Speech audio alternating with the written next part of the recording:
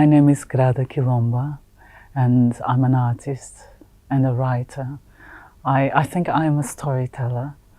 In the contemporary art, I could really extend my concept of telling stories, and that's where it became possible to do all this work that crosses disciplines. I think the work is about, sometimes I describe my work as performing knowledge, as how to bring very political and theoretical texts into performance. I think I'm very concerned with questions of the humanization and how we carry a 600 years of history where racism was at the very center of European politics. I think it is exactly these different politics that place the black body as the other, as different, as absent, as inexistent. I look at all these different policies as forms of dehumanization, as forms of not allowing the black body or the black identity to represent a human condition. So if I look back, the work is very much a post-colonial work, a decolonial work.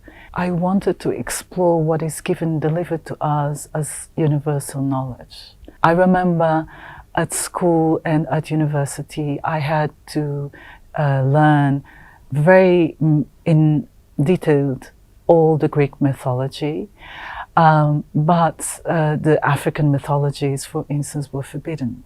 So for me, it starts the question of knowledge and knowledge production and violence and power. So what do we know and what we do not know and why? So I wanted to go to these myths, which are delivered to us as universal human knowledge, and read them through my eyes, through my gaze, and in that sense making a translation from what the myth is into the post-colonial society. So I think this complexity of looking at these Greek mythologies, looking at what is given as valid and as proper knowledge, and at what cost, which other knowledges are excluded from the canon. I think this is something very important. So what I wanted was to translate the mythology, the myths as they are told, stage them with an ensemble of black actors. So I started with Narcissus and Echo to dedicate to the politics of misrepresentation and invisibility. And the Oedipus was not looked at as a story of sexuality as it is common.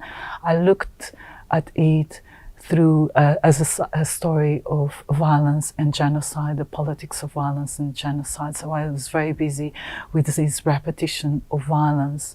It was a time also of much violence, and when the Black Lives Matter was rising. So it was very important to do this work.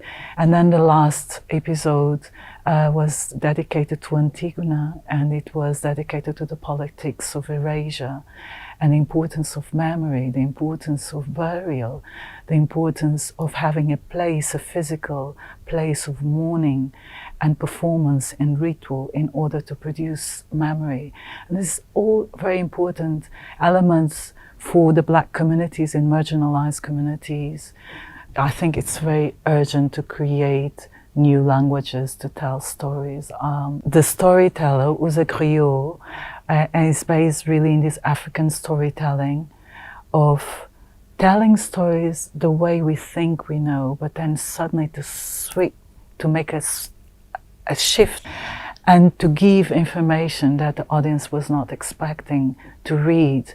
And I think this is a very old African tradition that then was transported then into rap, into blues, into spoken word, to use the narrative and the voice and the music, rhythmic and playful, to describe what is happening in society, but then to have a critical voice into it and to surprise the audience with a new knowledge. So I use this very beautiful process of storytelling to look at this European mythology that is given to me as universal. So for me, I think is one of the most fascinating things is to create a work that captures the audience looking and listening to the voice and looking at the body and the storytelling. So where we become the prominent personas and the authors and the authority and the describers of our own history.